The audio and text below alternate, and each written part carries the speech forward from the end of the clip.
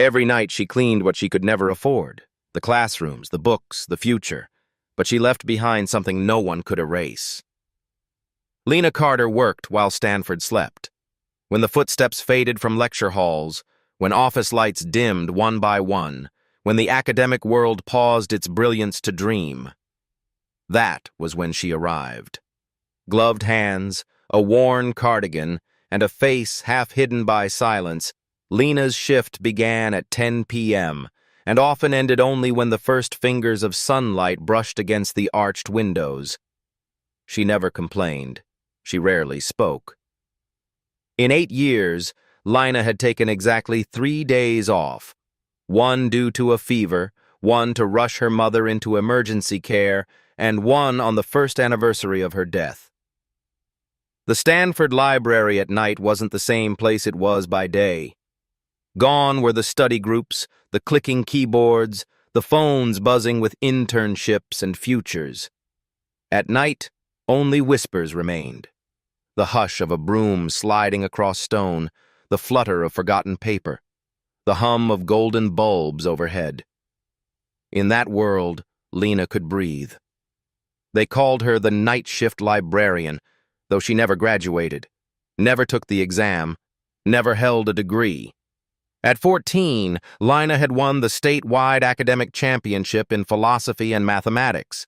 She had been accepted to Stanford on a full scholarship. But 1 week before the final qualifying exam, her mother collapsed. And Lena turned everything down. She turned down Stanford. She turned down the fellowship. She turned down the future everyone else wanted for her. Instead, she took a job cleaning the library's lower levels, just enough money to pay for her mother's medication and a rented room near campus. No one knew she was still studying. No one saw the nights she stayed past her shift, poring over Kant and Gödel by the light of a desk lamp older than she was.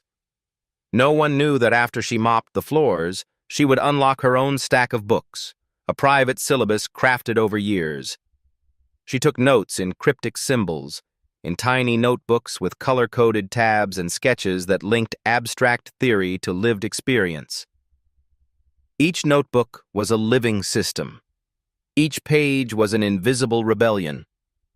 She wrote by hand, thousands of pages, encoded in her own symbols, layering logic and ethics, weaving diagrams of intuition and maps of interconnected knowledge. Her systems connected Spinoza to machine learning, Bayesian theory to moral cognition, game theory to the rhythms of memory. The only person who ever glimpsed the edge of her world was her mother. Though bedridden, her mother would still smile when Lena came home, smudged with ink and bright-eyed. "You've been writing again," her mother would whisper. "Yes, Mama. One day, they'll read your words." Lena never answered that, not because she didn't believe her, but because she didn't care whether they ever read her work. She only needed to record it before it vanished, before memory slipped away from both of them. One night in October, when the sycamore leaves had started to pile against the East Wing steps, Lena met Ethan Blake. He walked into the philosophy section just before midnight, a place no student was allowed to be after hours. The light above the printing room flicked on, startling Lena as she loaded books onto a cart. Ethan wore a white button-down shirt, tan slacks, and carried a backpack that probably never held anything heavier than a MacBook and a Rhodes Scholarship folder. "Oh, your staff?" he asked casually. Lena nodded politely. She returned to her work, careful not to meet his eyes. But when Ethan noticed the printed copy of Critique of Pure Reason on the table beside her, his expression shifted, a blend of amusement and condescension. "You're reading that? You know, academic philosophy isn't exactly light reading." Lena smiled faintly. She didn't reply. She'd heard that tone before, from students, professors, and institutions alike. If you don't have a degree, you have no right to discuss ideas. That night, Lena left in a hurry. She carried a handful of freshly printed pages, pages she hadn't yet transcribed into her master notebooks. And one of those notebooks, perhaps her most essential one, she left behind on the printer table. 10 minutes later, Ethan returned and saw it. He opened it. The first page made him blink. The second made him sit down. By the fifth, his fingers trembled. This wasn't just note-taking. This was a constructed philosophy, layered with logic diagrams, critical analysis, and intellectual frameworks he couldn't fully grasp. No name, no cover, no context, only a tiny symbol on the bottom of each page. L. Carter. Ethan turned the pages like a man discovering treasure. He didn't understand all of it, but he knew it was valuable. Raw. Unpublished. Authentic. He photographed every page, every diagram, every line of thought. When Lena returned 20 minutes later, the notebook was exactly where she had left it. Unmoved. Untouched, she thought. She had no idea. Couldn't have known. That somewhere in the quiet shadows of Stanford, a door had opened. Not for her, but for someone else to walk through with her ideas in hand. The next morning, Lena returned to her tiny apartment. Her mother was still asleep. Lena gently laid the recovered notebook on the table, adjusted the blanket around her mother's shoulders, and curled up on the floor beside her, where she always slept, just close enough to listen for her breathing. Meanwhile, Ethan Blake was already compiling a draft, a revolutionary thesis on applied philosophy and cognitive logic, with 70% of its framework lifted directly from Lena's notes. And like clockwork, the system began to move. Emails, praise, invitations. One professor called it a new architecture of thought. Another said it was the most promising undergraduate paper Stanford's seen in a decade. And Ethan? He smiled politely and said he was just curious about how everything connects. Lena never heard those words. She never saw the emails.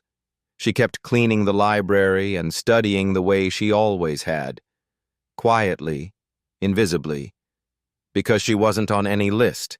She wasn't a scholar. She was the girl who wiped the tables where others made history. And yet this time, she had written something they could never erase. She read the books no one assigned, and wrote what no one dared to teach. The next time Ethan Blake saw Lena, she was shelving books in the philosophy wing again, standing barefoot on a small wooden stool, reaching for the top row with the kind of ease that only came from muscle memory and years of repetition. She didn't notice him at first. He watched from the hallway, hands in his pockets, eyes narrowed in a strange mixture of curiosity and discomfort. There was something about the way she moved. Quiet, practiced, like she belonged to the space more than the students ever did. But that didn't make sense. People like her didn't belong to places like Stanford. They just cleaned up after it. "You left your notebook the other night," he said. Lena turned, startled. "Yes, I realized later." There was an awkward pause. Ethan smiled, that polite kind of smile that always seemed a bit too polished. "Impressive stuff." Lena blinked. "Sorry?" "I glanced at a few pages. Couldn't help it. You've got quite the mind." She looked at him carefully. "I didn't think anyone would be interested." Ethan shrugged, as if brushing off guilt. "Well, it's not every day you find that level of structure, especially from someone working night shifts." The way he said someone landed like a pebble dropped into still water. Quiet, but rippling. Lena gave a small nod. "I write for myself, that's all." That was a lie, and she knew it. She had always hoped someone would read it. She just never expected it would be him. Over the next week, Lena avoided the East Wing.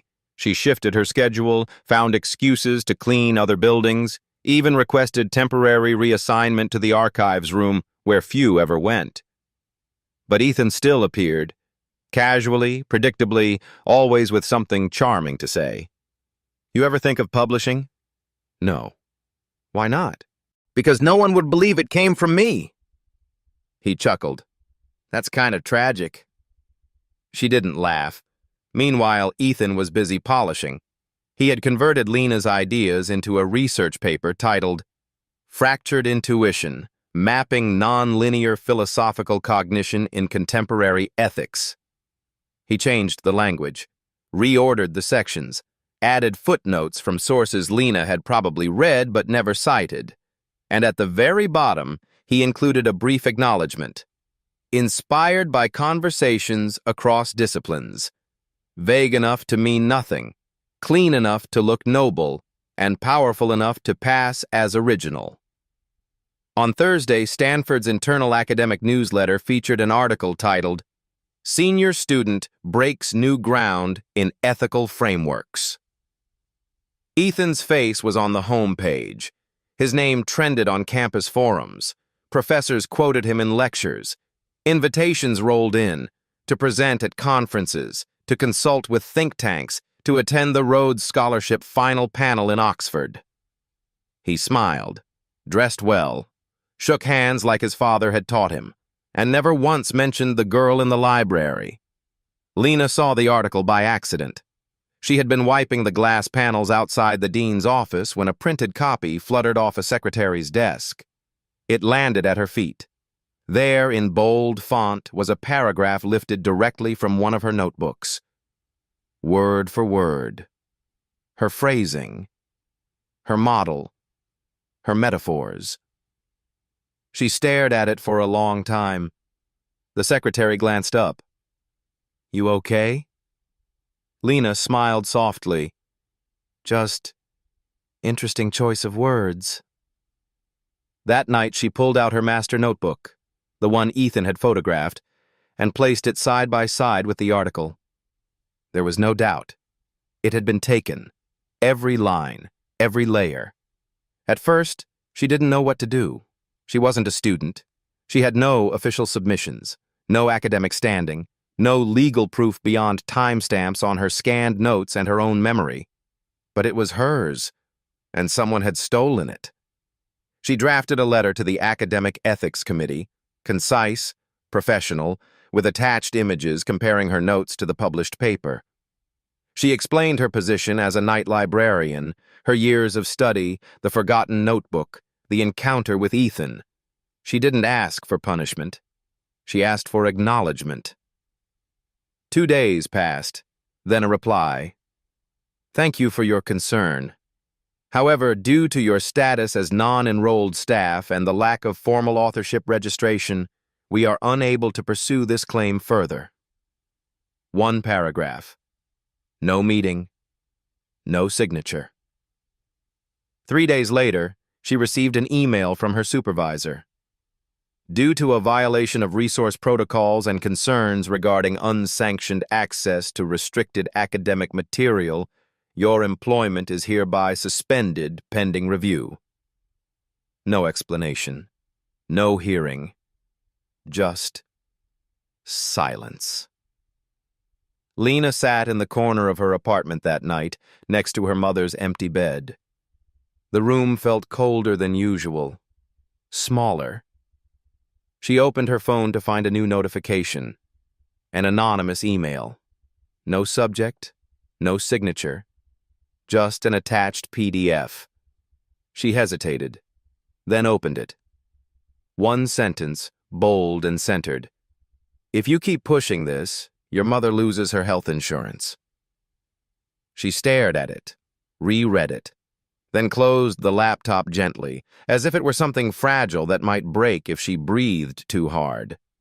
Lena had suspected Ethan came from privilege, but she hadn't realized just how deep that privilege ran. His uncle, she remembered vaguely from an old hallway conversation, sat on the Stanford Board of Trustees. His father had donated half the neuroscience wing. Of course they could erase her. They had already started. She stood quietly and began packing her things.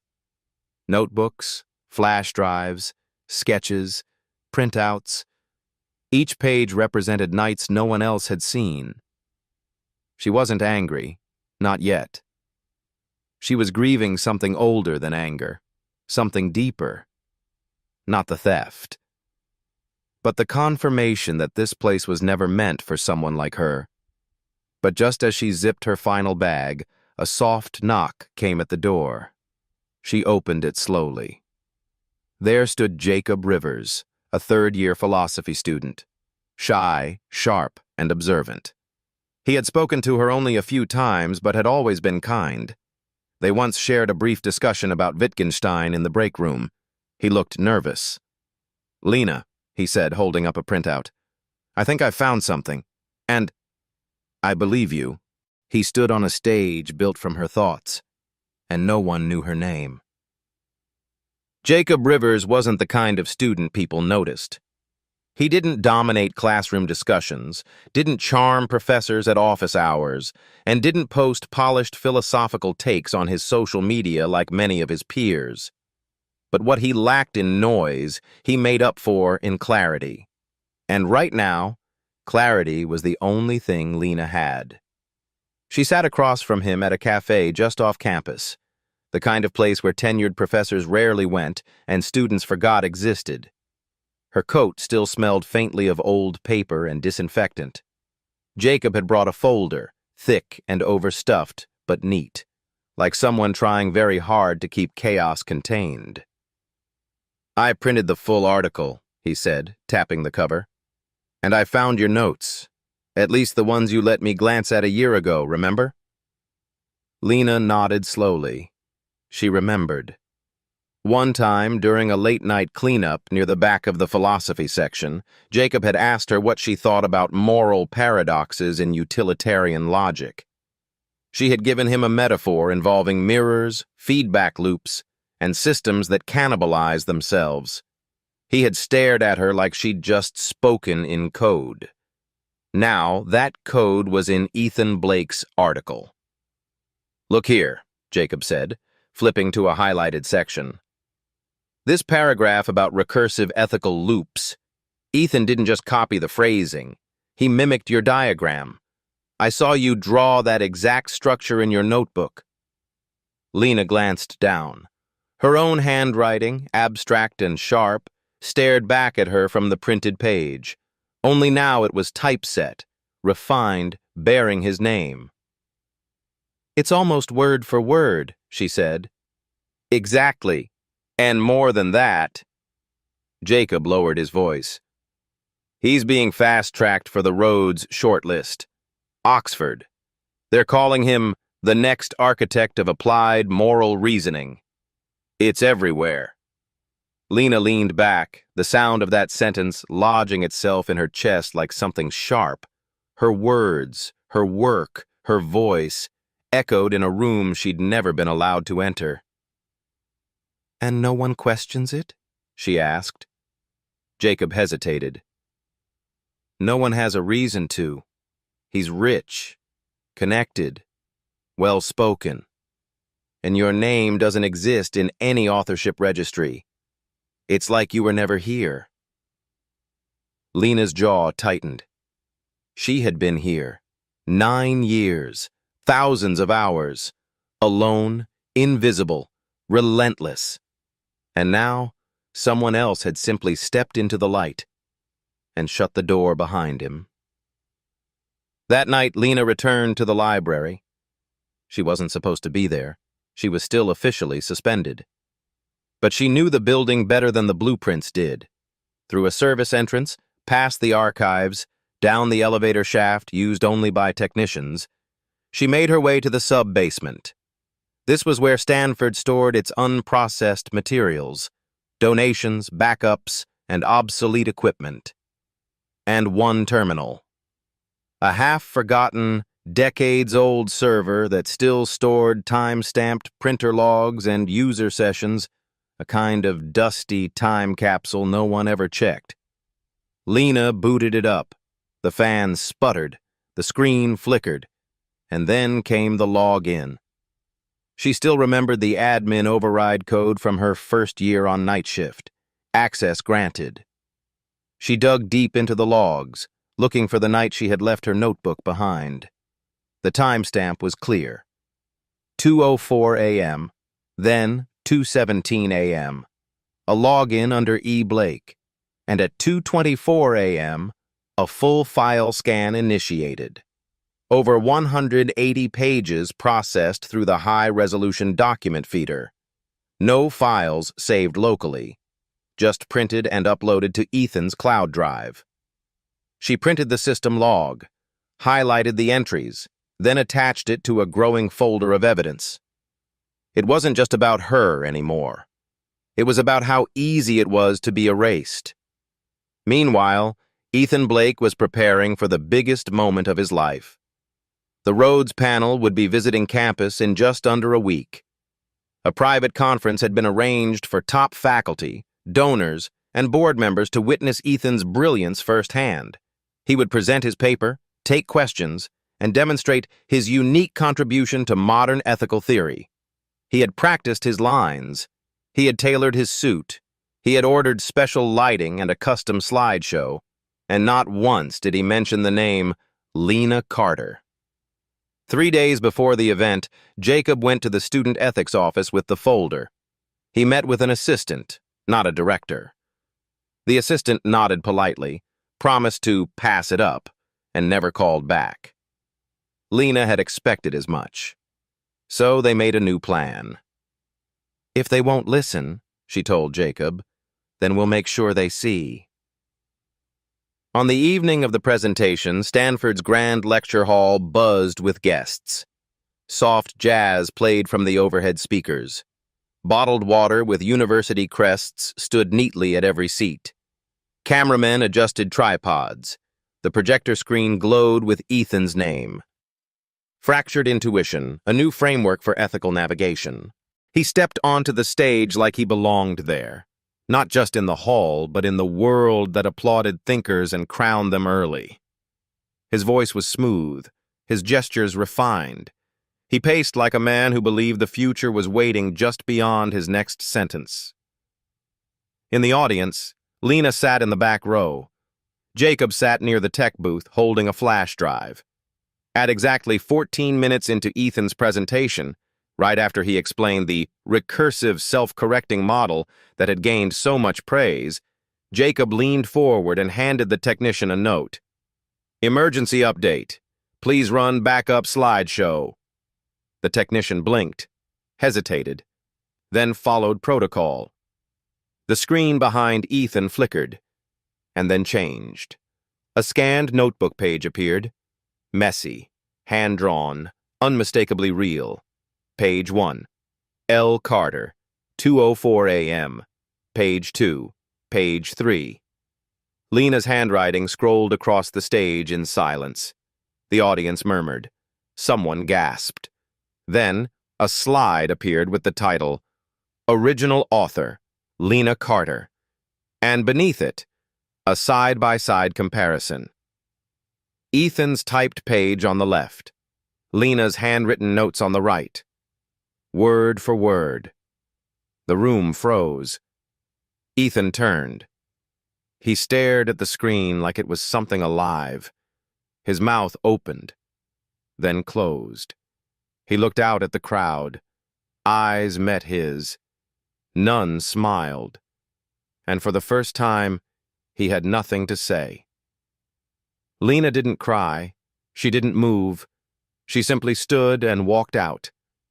And this time, for the first time in nearly a decade, her name followed her. They applauded the thief, silenced the witness, and forgot the author, until she refused to disappear. The video spread faster than anyone anticipated. Someone in the back row had been recording. A silent clip, just under 2 minutes, showing Ethan Blake frozen on stage as Lena Carter's handwritten notes scrolled behind him. There was no narration, no captions, no accusations, just truth, projected in black ink and pixelated stares. By midnight, the video had reached private faculty group chats. By morning, it was circulating in academic Twitter circles with the hashtag, #Who is Lena Carter? No one had an answer, not even Stanford. Lena didn't go home that night. Instead, she sat beneath the eucalyptus trees near the east parking lot, her coat pulled around her knees, a notebook still in her lap. She wasn't hiding. Not exactly. She was waiting. Waiting to see what the world would do now that it had seen her. But she already knew. They wouldn't celebrate her. They would erase her again, only faster this time. The next morning, her phone buzzed with a new email. From Stanford Office of Professional Conduct. Due to recent disruptions and unauthorized access to confidential university equipment, we are placing you under formal investigation for breach of academic protocol. Effective immediately, you are barred from all campus facilities until further notice. Lena stared at the screen. No mention of her name going viral. No questions. No inquiry. Just punishment. She powered off the phone and closed her notebook. This was how institutions defended themselves, not with truth, but with silence and paperwork. Meanwhile, Ethan disappeared. He missed his next 3 scheduled classes. His advisor said he was recovering from a stress-related episode. A bland press statement was released on his behalf. Due to unforeseen circumstances, Ethan Blake has chosen to withdraw his name from the Rhodes consideration process. No apology, no acknowledgement, no word about the real author. His name quietly vanished from the headlines, but Lena's name remained. Jacob met her at a diner later that evening. "You were right," he said, sliding a folder across the table. "I spoke to 3 professors off the record. They're terrified. One called your work too disruptive. Another said they were advised not to support you unless you had formal credentials." Lena opened the folder. It contained a summary of faculty group chat logs. One line circled in red. "We need to contain this before it becomes precedent." She exhaled, slow and steady. "They're not worried about me. They're worried about the door I represent." Jacob nodded. "You broke a boundary they thought was locked. That knowledge could come from outside the system." Later that week, a manila envelope appeared on Lena's doorstep. No return address. No stamp. Inside, a legal agreement. It offered her $75,000 in exchange for full silence.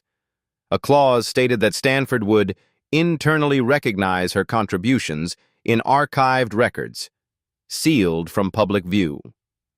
In return, she would retract all public claims and never speak to press or media. There was a handwritten note on the final page.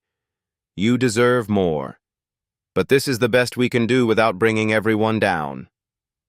There was no signature, but Lena recognized the handwriting. It belonged to one of the professors she had admired most. She sat with the offer for hours, not because of the money, she didn't care for it, but because of the implication. They believed they could still control the story, still buy silence, still put her name back in the dark. And for a moment the thought crossed her mind. How easy it would be to disappear again. Take the money, leave the fight. But then she looked around her tiny apartment, at the notes stacked in crates, the ink-stained edges of truth, the broken spine of a life spent studying in silence. She had already been invisible. She refused to be complicit in her own erasure. That night, Lena opened her laptop. She scanned her notebooks. All of them. Then she uploaded. The original scans with timestamps. The printing log from Stanford's internal server, side-by-side comparisons of Ethan's paper. the rejection letter from the ethics committee, the suspension notice, and finally, the settlement offer. All of it. No commentary, no dramatic post, just a Google Drive link and one sentence. Let truth file its own complaint. She hit post, then logged off. Within hours, the academic world fractured. Professors across multiple universities shared the files. Activists and students reposted screenshots. Journalists reached out. Anonymous forums exploded with discussions about institutional theft, intellectual gatekeeping, and credential elitism. The question evolved from who is Lena Carter to how many others have they erased? The fallout was immediate. Stanford issued a vague press release about ongoing investigations and commitment to equity. One professor, the same who had written the note in the settlement offer, was placed on administrative leave. The ethics committee head resigned. And Ethan Blake? His father withdrew all future donations to the university. But it was too late. Ethan's reputation was permanently stained. He disappeared from public life. No more speaking engagements, no future in academia. But Lena didn't gloat. She didn't reply to reporters. She didn't even show her face. Instead, she went quiet. Again. Some called her a coward, others a ghost. But the people who really understood what she had done, they knew better. She hadn't vanished. She had chosen not to be claimed. Weeks passed. Then one day, a small liberal arts college in Oregon added a new course to their curriculum. Its title, Knowledge Without Gatekeepers, Decentralized Thought in the 21st Century. The required reading? The Carter Notebooks, Vol. 1. There was no publisher, no ISBN, just a bound volume of scanned pages, handwritten, chaotic, brilliant. And on the first page, in small print, for those who never got to sit in the front row, but kept learning anyway. Truth was never the danger. The danger was who might lose power if it spread. The storm didn't come all at once. It came quietly, like fog. After Lena's files went public, her inbox overflowed, some with praise, others with outrage, and far too many with invitations to speak, to collaborate, to give her side of the story. She ignored them all. Truth didn't need her to speak louder. It had already spoken for itself. But institutions rarely surrender to silence. They reorganize. 3 days after the leak, Lena received a notice from the building manager of her apartment. Your lease will not be renewed due to recent violations of residency agreement. She blinked. She had never missed a payment, never been late, never hosted guests, never made noise. She called the number on the notice. It disconnected after one ring. That same afternoon, her mother's medical account showed a hold, a pending insurance review. Her medication order was flagged.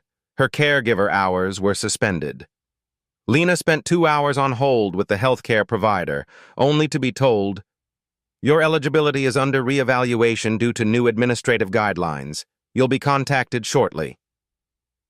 She wasn't contacted. That night, she found an envelope taped to her mailbox.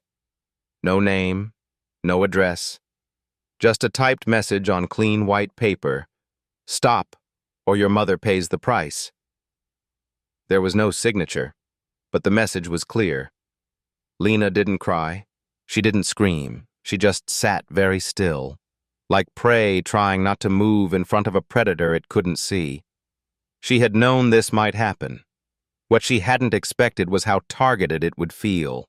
Not academic, not legal, personal. They weren't just trying to discredit her. They were trying to break her. She met Jacob 2 days later at a bookstore downtown, one with no cameras, no student presence, and no affiliation to any campus. He saw her walk in with a scarf pulled over her head, eyes darting like someone waiting to be followed. I think they're watching me, she whispered. not even sitting down. Jacob didn't laugh. He didn't reassure her she was being paranoid. Instead, he said, "I believe you." He pulled out a folder. "There's more. I looked into Ethan's family connections.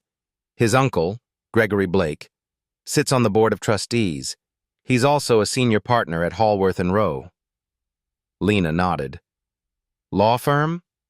"More like power laundering. They handle reputation crisis management for elite institutions, media control, legal loopholes, black budget settlements. I found 5 academic scandals in the last decade they buried. Quietly. Thoroughly. And now, they're burying me," Lena said. Jacob hesitated. "Or trying to make sure no one dares follow your path." That night, Lena moved her mother to a friend's house in another town. She took nothing but her mother's medication, 3 notebooks, and a burner phone. When she returned to her apartment to gather her things, the front door was unlocked. She froze. Inside, everything looked untouched, except for one thing. Her desk drawer was open, and the only thing missing was the flash drive containing her system of notes, a complete archive. She backed out slowly, locking the door behind her, though it was pointless. They had already taken what they wanted. She called Jacob from a payphone. He answered on the first ring. "I need to disappear," she said. "No," he replied calmly. "You need to go louder." The next morning, the largest independent academic forum in the country, ThoughtFront, published a story titled, "The Stanford Leak, What They Don't Want You to Read." Attached were archived versions of Lena's deleted drive, testimonies from 2 graduate students who had heard rumors of a ghostwriter behind Ethan, a leaked email chain between Stanford faculty suggesting coordinated silencing. The story was anonymous, but the message was Lena's. Within hours, it exploded across platforms. News outlets picked it up. Educators debated it. A petition circulated demanding an independent inquiry into Stanford's knowledge ownership policies. Lena didn't resurface, but behind every comment, every article, every repost, her absence became its own statement. That same week, Jacob received a package. Inside, a printed spiral-bound volume. On the front cover, handwritten in black ink, "Carter Framework, Vol. 2. If you're reading this, I'm not coming back yet, but knowledge doesn't need permission. Neither should you. L.C." Across the country, students printed the file. Some studied it in secret. Others quoted it in open defiance. And for the first time, an entire movement had a blueprint. Not from an Ivy League press, not from a verified author, but from a girl they tried to erase. She gave him her truth, and he gave it a voice. Jacob Rivers had never spoken into a microphone before. He was quiet by nature, better with books than people, and had always believed the smartest voices were the ones that didn't need to shout. But as he stood at the front of the lecture hall, the same one where Ethan had once taken the stage, he realized silence was no longer enough. The room was full. Not just students, but faculty, journalists, alumni, even a few trustees in the back, pretending to be casual. The sign outside read, "Independent Student Lecture Series, Thought Beyond Gatekeeping." It was technically unofficial, but no one dared shut it down, not after what had happened with Lena Carter. Jacob took a breath. His voice shook at first, but steadied. "I'm not here to tell you a new theory. I'm here to remind you who you forgot. Her name is Lena Carter, and everything you've applauded in the past 3 months, the models, the breakthroughs, the so-called revolution, came from her hands." There was no reaction at first, just silence. Then, a flicker of discomfort. A few lowered heads. "You called her disruptive. You called her uncredentialed. You told her that truth doesn't count unless it comes with a degree. But now that her work is out in the world, you're using it, quoting it, teaching it, without her name. He clicked the remote. The screen behind him lit up with a slide. The Carter Framework, Diagram 17A, then E. Blake. Version, Slide 9. The two diagrams were nearly identical. What you see here isn't just plagiarism, it's systemic blindness. You saw a janitor, a girl without credentials. You didn't see the mind. The room shifted. One professor near the front cleared his throat. "And what exactly are you proposing we do, Mr. Rivers?" Jacob didn't flinch. "Stop pretending this was an isolated event. You want to fix it? Start by naming the source. Teach her material, with her name. Offer her a seat, not silence. And above all, change the gate that told you she didn't belong here." When Jacob stepped down, no one clapped. But no one left either, because now they were complicit.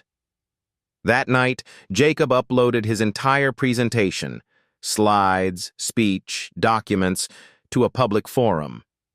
It hit 100,000 views in 24 hours, then 500,000, then 1,000,000. The hashtag shifted again. Justice for Lena / let her teach. Carter was. First, suddenly, Lena wasn't just a person. She was a movement. The university, under pressure, scheduled an emergency academic senate meeting. 3 agenda items. 1. Investigation into the Ethics Committee's handling of the Carter case. 2. Motion to formally attribute the Carter Framework. 3. Proposal to offer Lena Carter a guest lectureship under special appointment. Only the third motion drew protest. She has no doctorate. No peer-reviewed publication. We can't set this precedent. To which one student representative, shaking but furious, replied, "You already set the precedent. You let someone without originality become the face of innovation. Now you're afraid of what authenticity will do." Meanwhile, Jacob received an email from an unlisted address. Subject, "Be careful. They won't come for you the way they came for her. You're a student. They'll use policy, grades, access. Watch your back." He stared at it for a long time, then smiled bitterly. So they were still watching. Lena still hadn't resurfaced. No new posts, no new messages, only the occasional ripple. A new folder uploaded anonymously. More scans, more models. Volume 3 appeared with no announcement. Inside its first page, "Let others speak now. I've said enough." But Jacob refused to let her disappear completely. He created the Carter Archive, a free, open-access library of all Lena's works, organized, indexed, and annotated. It quickly became the most downloaded academic resource in North America. And though Lena never appeared, her thoughts were everywhere. 1 month later, something unexpected happened. Oxford University, the same institution Ethan was supposed to attend, announced a new initiative. Invisible Minds, a visiting fellowship for uncredentialed scholars. The first recipient? The anonymous creator of the Carter Framework. Invitation sent. No reply. But the world noticed. That same week, Jacob received a brown envelope in his campus mailbox. No return address. Inside, a small notebook. On the cover, Carter Drafts, Vol 4. A post-it note stuck to the first page. Still learning. So should they. Jacob placed the notebook on his desk, turned on his camera, and began recording a video titled, "She Never Took the Exam, but She's Teaching All of Us Now." They built a stage to celebrate their brightest minds and ended up honoring the one they tried to forget. It was meant to be the highlight of the semester, the annual International Forum on Emerging Thought, a gathering of top academics, philosophers, and technologists from across the globe. This year, Stanford was the host. The schedule was airtight, curated months in advance. Every speaker had been vetted, every panel carefully choreographed, except one.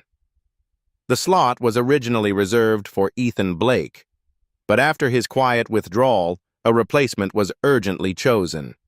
Dr. Alden Morse, chair of ethical systems at Stanford, and longtime insider to the university's intellectual elite. What no one expected was what he would choose to present.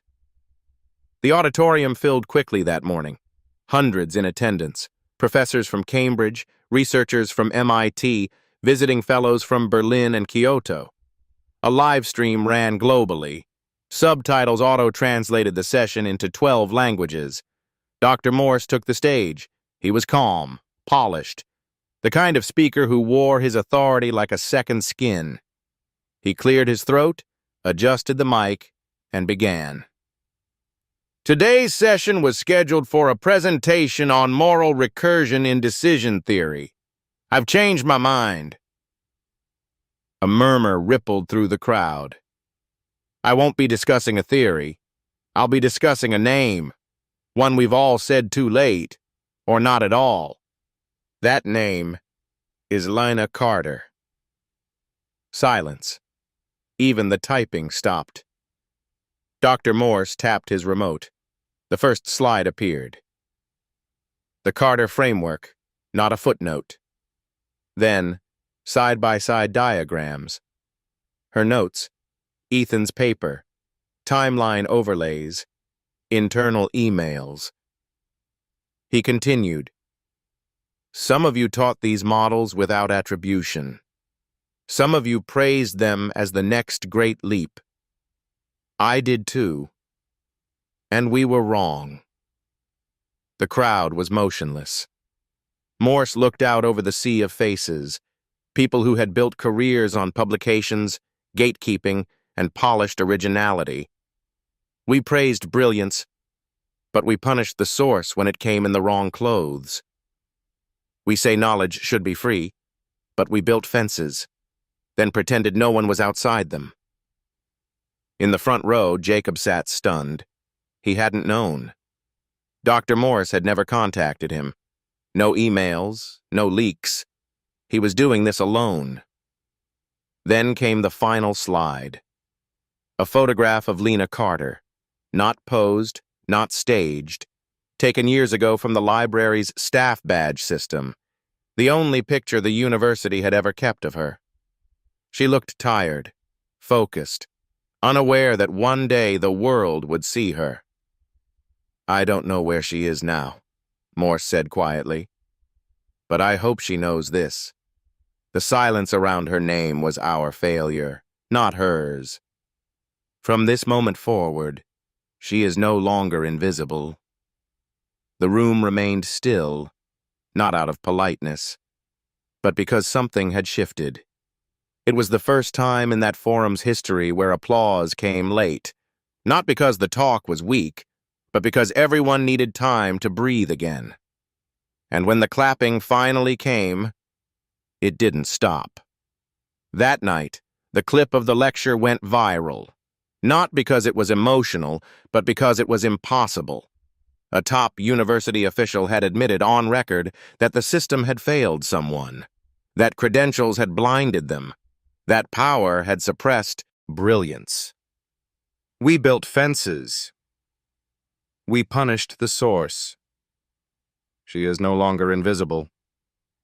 The quotes appeared on posters, in lecture slides, on student shirts, and always with Lina's name beneath them. In the days that followed, a ripple turned into a flood. 10 universities added the Carter framework to their official ethics syllabi. 3 invited Jacob to guest lecture on Lina's legacy. Oxford doubled the fellowship fund for uncredentialed thinkers. Even Harvard published a joint statement. We acknowledge Lena Carter as the original author of key structural frameworks now taught across disciplines. It wasn't just acknowledgement. It was an undoing, a reversal of erasure. But Lena herself remained quiet.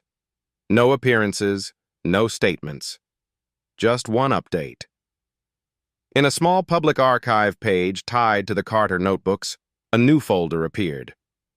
Vol V, The System Beneath the Silence. Inside were essays on academic hierarchy, cognitive accessibility, and diagrams mapping institutional resistance to outside thought. At the end of the final document, in small, italic handwriting, when they freeze, it's not because they can't understand, it's because they finally do. LC. They offered her a seat at the table, after they burned the chair she built herself. Stanford sent a letter. It was embossed, hand-delivered, and signed by the president of the university. For a moment, Lena just stared at it. The envelope alone looked like it belonged to someone else's life. A life lived in conferences, offices, and dinner galas, not night shifts and quiet notebooks. She opened it carefully, as if it might disintegrate if handled too quickly. Ms. Carter, in recognition of your undeniable contributions to contemporary academic thought, and in light of recent institutional oversights, we extend to you the following: an honorary lectureship in ethical systems and interdisciplinary thought, full access to campus facilities and archives, a $100,000 research grant under your direction, and a formal apology to be delivered at the Stanford Spring Colloquium. We hope this marks a new chapter, one built on mutual respect and recognition. There was no mention of the stolen years, no mention of Ethan, no mention of the threats, only a single silent assumption that an invitation could undo an erasure. Jacob read the letter beside her. He didn't speak for a long time. Then, "They're trying to close the story neatly." Lena nodded. "They're not offering restoration, just containment." The internet, of course, exploded with praise. "Stanford makes amends!" From janitor to guest lecturer, the redemption of Lena Carter. Proof that the system can fix itself. But the people who had followed the story from the beginning saw through it. A quiet question appeared in the comment threads. Is it still justice if it only comes when you're too big to ignore? The Stanford Spring Colloquium was set to be broadcast globally. Hundreds of faculty, donors, media figures, and students would be present. The highlight: Lena Carter's official introduction as a guest lecturer. A podium was reserved. A chair was engraved with her name. And then came the email. From Lena Carter to Stanford Academic Office. Subject: Response. Thank you for your offer. I will not be attending the colloquium. I will not accept the honorary position. I will not accept the grant. And I will not lend my name to a narrative that forgets who erased it. I am not an exception. I am a mirror, and the system should break when it sees itself. No signature, no smile, just truth. Stanford panicked. Emails flew. Public relations teams scrambled. An emergency amendment was added to the program, a discussion on institutional reflection and humility. But without Lena, the stage rang hollow. The chair with her name sat empty for the entire event. A spotlight remained on it the entire time. That same day, the Carter Archive posted a new essay. Its title, On Apologies Delivered in Public and Wounds Inflicted in Private. Key lines: you cannot offer a podium to someone whose mouth you once tried to tape shut and expect gratitude. You cannot erase a name for years, then etch it in gold and call that progress. You cannot write the ending of a story you tried to stop from beginning. It closed with a question. What would you do if the person you tried to silence was no longer interested in speaking? But in building something else entirely? Weeks passed. Stanford stopped sending letters. But others did not. Small colleges, community centers, nonprofits, student-led institutes. They didn't offer titles. They offered collaboration. And one day, an anonymous fund appeared, supporting free educational tools built on the Carter framework. No hierarchy, no gatekeeping, no tests, just access. At the bottom of the homepage, not all classrooms need walls. LC. Meanwhile, Lena quietly began teaching, not at Stanford, not in Oxford, but online, under an alias. Each lecture opened with a single phrase, "You're not too late." She never showed her face. Only diagrams, voice, ideas, and thousands tuned in. Her following wasn't just academic, it was generational. And yet, in the halls of power, they still called it a missed opportunity. She could have had a nameplate, they whispered. She could have stood at the podium. But she knew better. She didn't need their chair. She had built her own foundation, and it stood. She didn't publish a book. She released a movement. It didn't come from a university press. There was no marketing campaign, no hardcover launch party, no blurbs from tenured professors.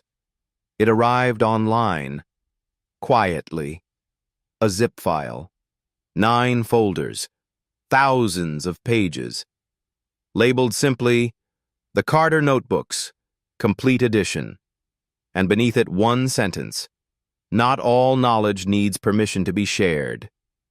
No copyright, no price, no gate. It was hers, and now it belonged to everyone. Within 24 hours, the file had been downloaded over 3.2 million times, first by students, then professors, then high school teachers, independent scholars, self-learners, coders, activists, incarcerated learners, and night shift workers who'd once thought genius had a dress code. Online forums erupted. Subreddits broke down volumes 1-3. Book clubs gathered around scanned printouts. Community centers hosted informal seminars just to decode her diagrams. A Discord server called Carterverse hit 150,000 members in a week. In one classroom in South Africa, a student read aloud from Volume 2 during debate finals. In a public library in Brazil, 2 homeless teenagers asked the librarian how to print the Big Mind book from the girl no one let in. The academic world split in two. Some welcomed it, called it a democratization of thought, a revolution against elitism. Others panicked. Where was peer review? Where is the credentialed oversight? Who verified this work? But those questions sounded smaller now, because the people reading it weren't waiting for approval. They were already learning. And the truth was clear. Lena's voice no longer needed an institution.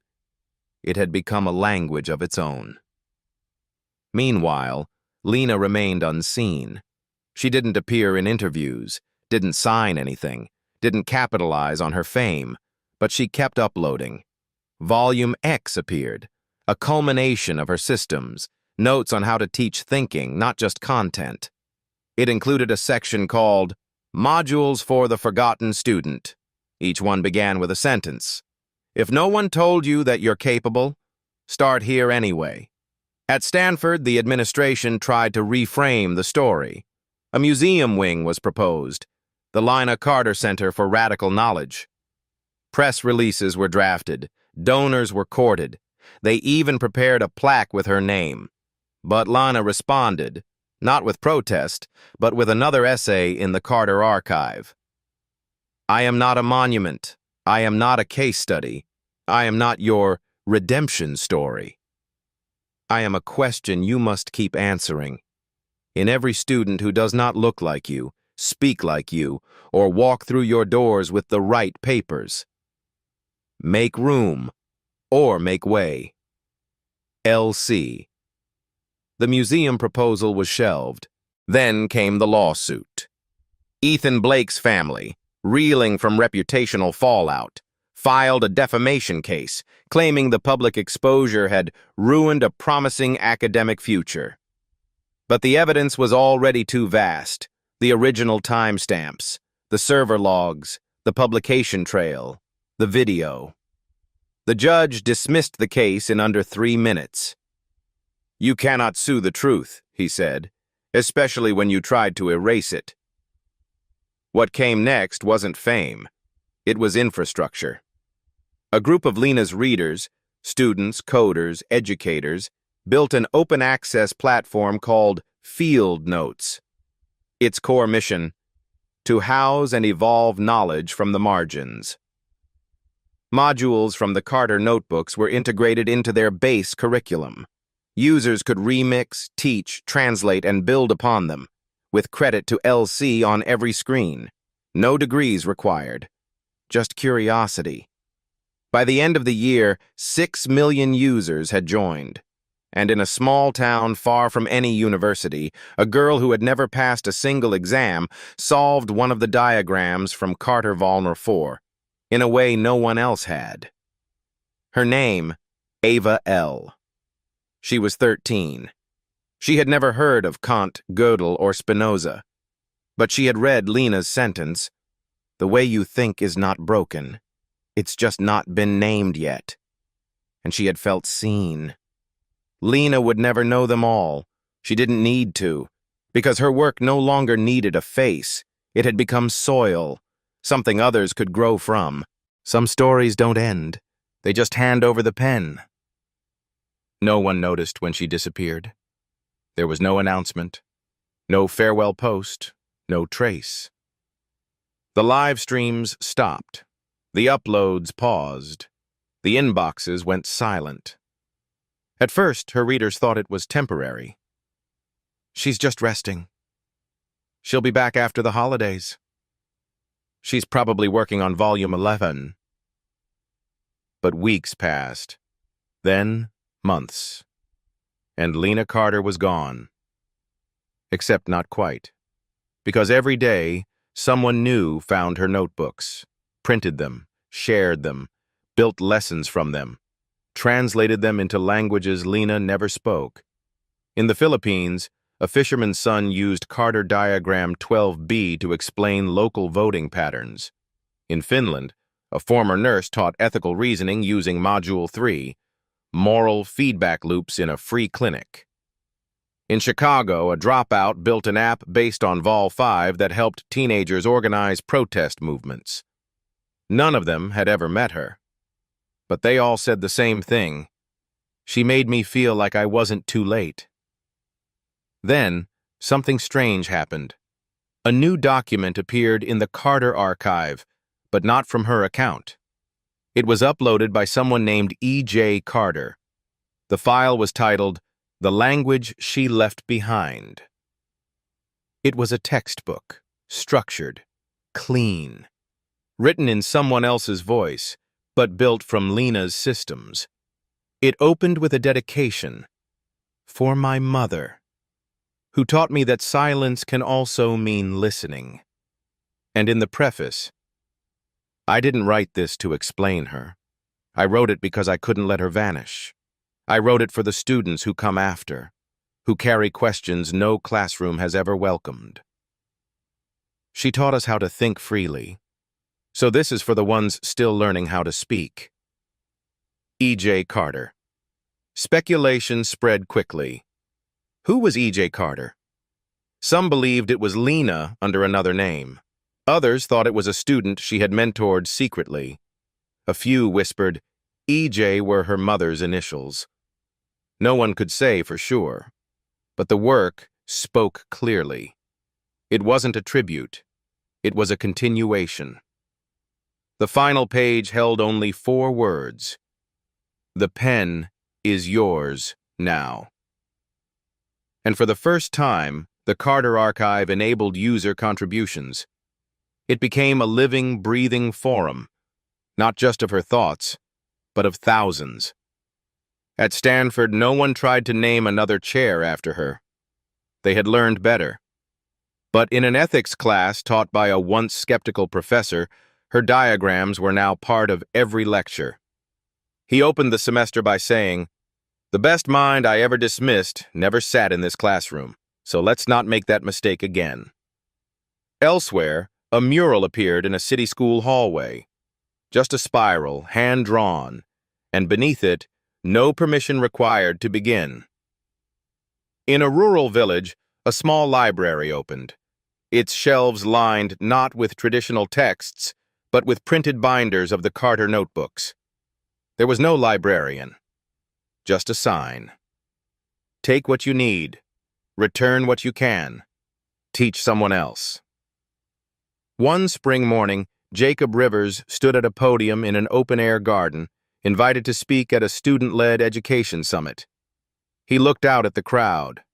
Hundreds of young thinkers, most of them uncredentialed, many of them misfits. "She never wanted to be the center of the story," he began. "And yet, she became the beginning of 1,000 others. Not because she shouted, but because she listened, even when no one listened to her. Somewhere out there, she's watching. Or maybe not. Maybe she's planting something else, or helping someone who doesn't even know her name. And if that's true, then this story isn't ending. It's just being passed along, like a whisper, like a map, like a light in the dark." He stepped down. The crowd stayed quiet. Then someone in the back stood and read from her first note. "If no one told you that you're capable, start here anyway." And so they did. The story you just heard wasn't just about one girl. It was about everyone who's ever been overlooked. Everyone who never got the degree, never got invited in, but kept learning anyway. Kept creating, kept building something no one saw coming. Lena Carter might be fictional, but what she represents is very real. Somewhere out there, in a quiet library, in a night shift, in a borrowed room, someone like her is still writing, still thinking, still waiting to be seen. Thank you for listening to this story, and if it touched you, please remember this: you're not too late. You are never too small. And the last chapter might just be written by you.